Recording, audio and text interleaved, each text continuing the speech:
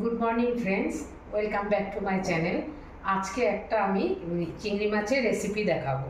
তো চলো দেখে নিই যে চিংড়ি মাছের রেসিপিতে কি কি উপকরণ লাগছে। চলো, থাকছে অবশ্যই চিংড়ি মাছ, আর ফোড়নের জন্য লাগছে হচ্ছে দারচিনি, এলাচ আর তেজপাতা, আর মশলার মধ্যে লাগছে পেঁয়াজ বাটা, আদা রসুন লঙ্কা বাটা আর টমেটো বাটা। তো চলো এবারে দেখে নিই চিংড়ি মাছের রেসিপিটা কিভাবে করা হচ্ছে।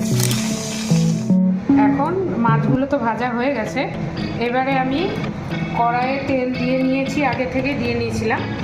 এখন ফোড়নটা দিয়ে দেবো, দিয়ে একটু ভাজা ভাজা করে আমি সব মশলাগুলো দিয়েছি।